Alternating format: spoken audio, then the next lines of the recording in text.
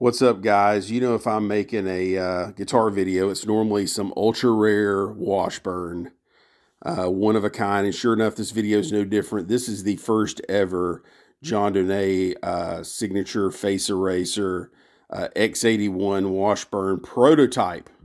This is the first one they ever made when they were trying to get it all figured out. And you can tell it's the prototype because it's got some oddities to it that are a little different than the normal production model. Starting with, I posted some pictures of this guitar online, and the guy that picks out the wood for Washburn back then in the early 2000s recognized it the second that he saw it. And he remembered the top that's on this one and how he had a hard time finding wood to match the headstock. So it's got a little different colored headstock than the body. This is kind of like a curly maple type top. And if you go up to the headstock, it's got like a flame maple top to it. So this whole thing's made out of sapelli, which is like a kind of a version of mahogany, but it's got kind of a glow to it. And I'll show you that here in a second. A couple things that kind of make this guitar a little different than your normal face eraser. You see the Washburn logo is a little oddly positioned, kind of straight there with the headstock instead of kind of going along the edge here like a normal Washburn would be. Also, it's got a black truss rod cover.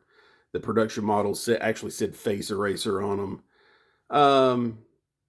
It's got kind of some odd tuners that kind of have like a purple tint to them. They're the locking tuners that John likes to use. Ebony fretboard, big frets. This guitar's barely been played at all. It's got EMGs, 81, 85, two pneumatic bridge.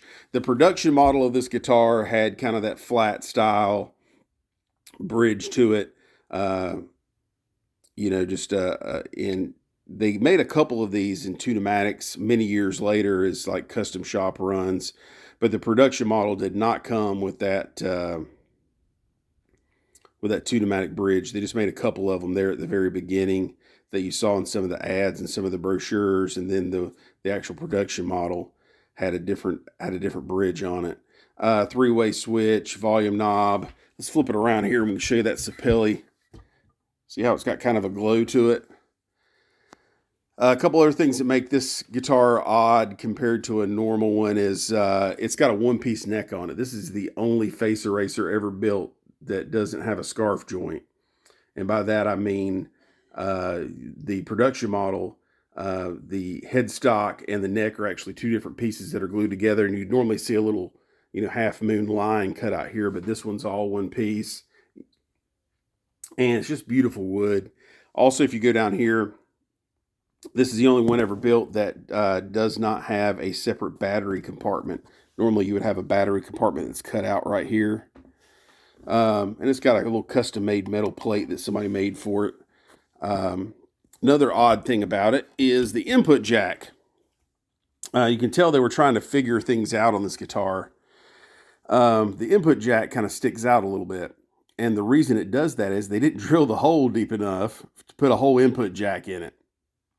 So if you actually take it apart and put a washer back behind there and make that flat the way it's supposed to, and try to stick it back in the body, the hole's not deep enough. They didn't cut it deep enough. And it's got a separate little hole that doesn't go all the way to the control cavity. It kind of goes, a certain depth in there. And then there's another little tiny hole drilled in it that the wiring goes through. So I could easily fix that by just drilling it out, but I'm just going to leave it the way it is because, that's, one of the cool odd things about this guitar is they didn't drill the hole deep enough in it. So that jack sticks out a little bit more, which is kind of cool, and you can see that sapelli wood is just crazy. And I looked it up online, and that's the way everybody pronounces it. I looked up the pronunciation, and it's just a really cool, awesome guitar, one of a kind.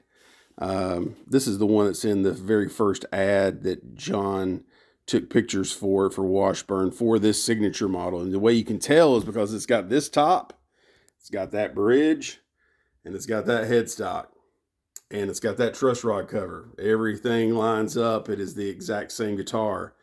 Now, I don't know if they took this back to the drawing board and You know, had him take some pictures with it, and then made the one that he ended up touring with had a flame maple top that had a kind of a, you know, it didn't have this shiny gloss top to it. It was more of a matte finish, and it had a flame maple top to it. So just want to share this with everybody. This is just a really super awesome, cool, rare guitar, and it is really heavy. It weighs a ton. It's like playing an 80s Les Paul that's non-weight relieved, and it sounds huge, and it plays fantastic, and I love this guitar. This is probably the coolest guitar I've ever owned, next to that 901 M4 that I sold to Nuno. And the only reason I sold that to him was because, you know, it had his name on it and he wanted it, and I thought he deserved to have it. This one here, I thought about selling it, but I think I'm really going to hold on to it. You know, I do sell guitars, but this is one that's really special to me because it's really one of a kind. I just think it's really odd that these one of a kind Washburns keep walking into my life, and I kind of feel like this is something that was given to me to replace that 901. It's got kind of a special place in my heart, if you know what I mean. So I love this guitar. It plays so good and it's so awesome. Really glad to be playing Washburns these days. You know, the only USA made guitars they make right now are the Nuno guitars. Good buddy of mine makes those, and he does a fantastic job with those. But the craftsmanship on this one is just killer. You know, from the early 2000s all the way through the 2000s, man, this was just a great job that the custom shop back then did on this guitar. Really super stoked to have it. Hope everybody enjoyed this video. Subscribe to my channel. I'm not a professional YouTuber or anything, but, you know, I'd like for you to be able to keep up with what I do, you know. Thanks again for checking out this video. We'll see you next time.